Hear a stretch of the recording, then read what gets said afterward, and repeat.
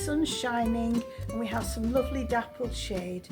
And this is going to be the subject of our painting today.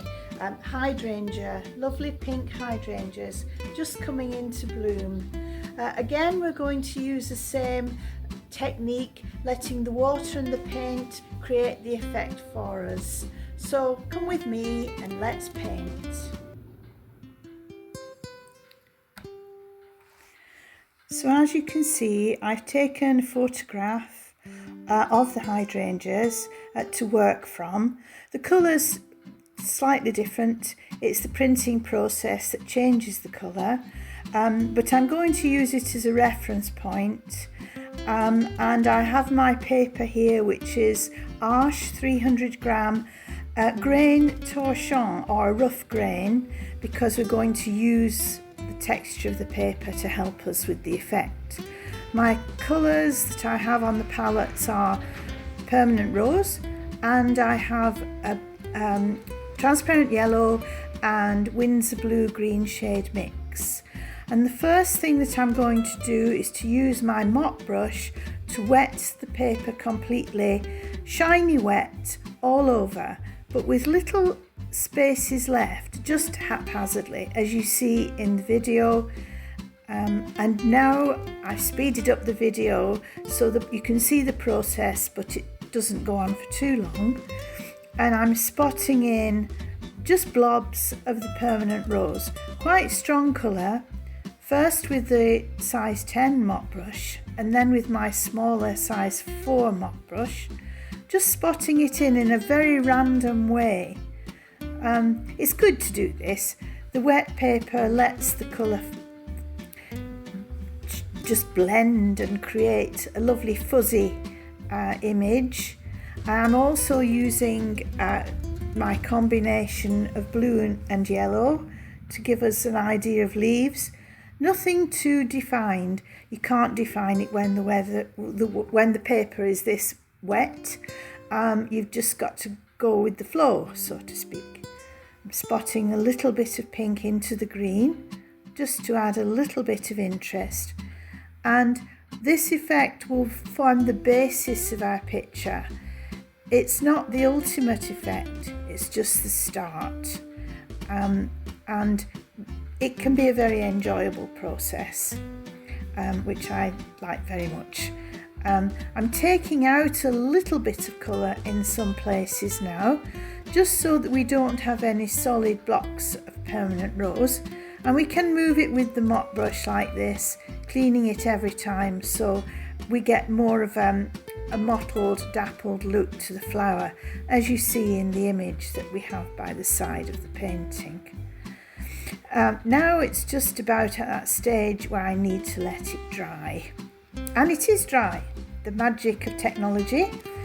Now I'm going to start to put detail onto the dry paper using my little liner brush. I'm putting in some centres. Now the centres are very random. I seem to use that word a lot, but that's just how it is. And I'm putting little dots of stronger permanent rose colour in the areas which are naturally left lighter. I will need to add some more of these centres as we go, but basically you're just using what has appeared on the paper almost accidentally. I've started now to put the petal shape in. Most of the little florets have 4 petals, but because they're nestled together, some of the petals hide other petals, and it's a jumble of colour and petal shapes. And so we don't want to be too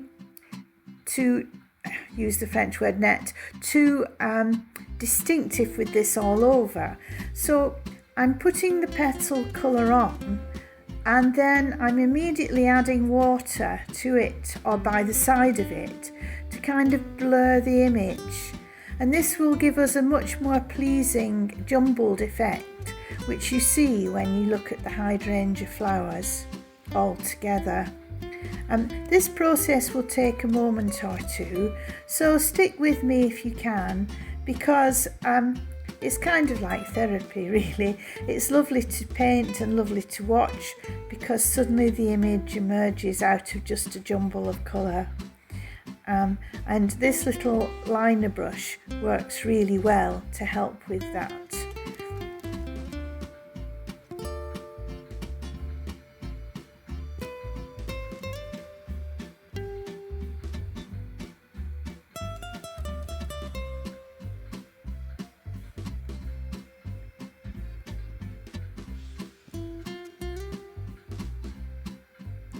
I keep referring to the photograph just to make sure that because the hydrangea is domed, the petals and flowers that we see on the limit of the initial base that we put on need to be more fragmented and less important.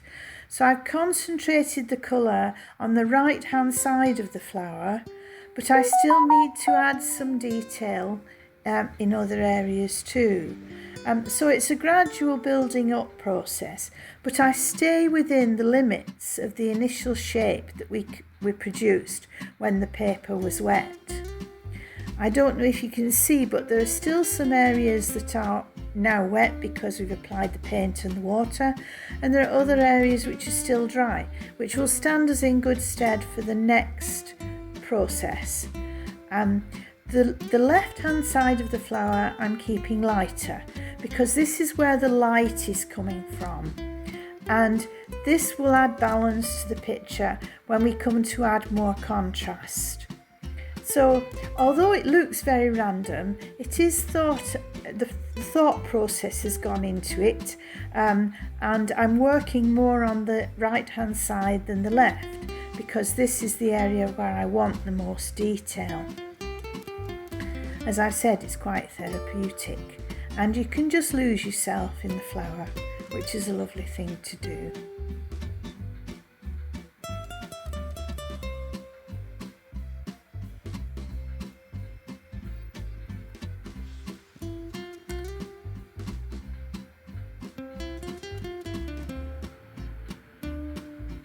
Okay, just a little bit more pink, and then we'll start to think about the leaves and the area beyond the flower.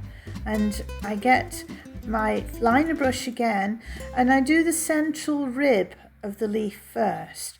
Now because this paper is rough grain, it has a lot of texture, and I hope you can see in the video that the brush passed over the dry paper will give us texture just by using the side of the liner brush to give us the impression of the veins and the knobbly nature of the hydrangea leaf. So having done the central rib, I can take the colour away from that central rib on both sides to create the impression of the veins. Remarkably easily really, it's just using the texture of the paper to give us that effect. Now I'm capitalising on the fact that I still have some dry areas between the flowers that I created before, and I'm taking some of my green mix and putting it between the florets just so that the colour pops out. And as you see from the photograph, there are some really darker areas. I'm just using the green at the moment to emphasise that. Quite dark green, but it does make the flowers stand out more. I can be a little bit more random with the green colouring now and wet the paper first, and then do what I love to do best, is to spot some of the colour in places and let it run in a way just to enhance the flower and give it a lovely background. The impression that the density of the foliage behind makes the lovely pink of the flower stand out.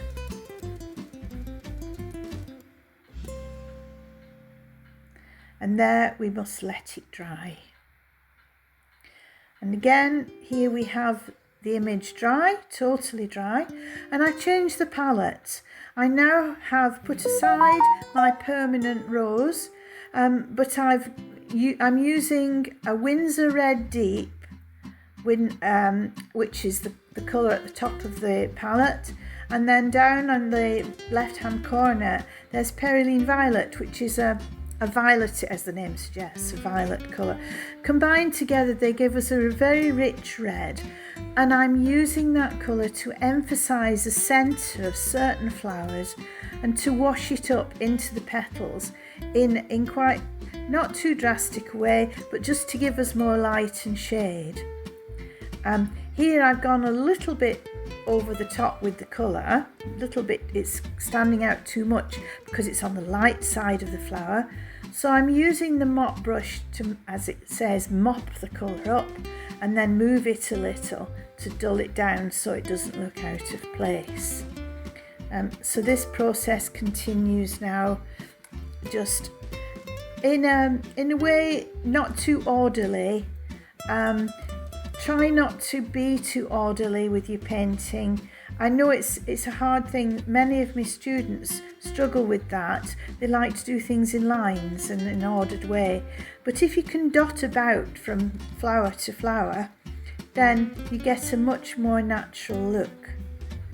So some of the petals will be darker and some will be lighter because they're caught by the sun.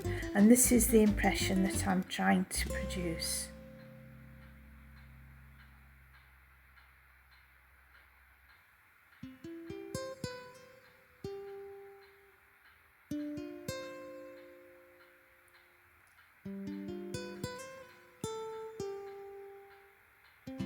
Now I'm adding just a few more little centres, which because the paper is dry, the little dots which just create the centres are easy to do and won't run anywhere or produce anything other than a little dotty centre, and just then washing out the colour a little. And finally we're going to go back to our leaves. Because the dark side of the picture there will be shadows, I've gone more into the blue end of the mix of blue and yellow palette just to add more shading alongside the flowers. Again, I'm wetting the area first so that I can dot some colour in and let it run, and then again, using the coarse nature of the paper, I can just use the brush on its side and take it down, just to give that natural, almost random, I'll use the word again, but there it is, look, which gives the impression of the foliage behind. And there we are. That's as far as we go. I hope you enjoyed my video and it's inspired you to paint. Please don't forget to like and subscribe. I leave you with the beautiful flowers that inspired the picture. Till the next time, bye.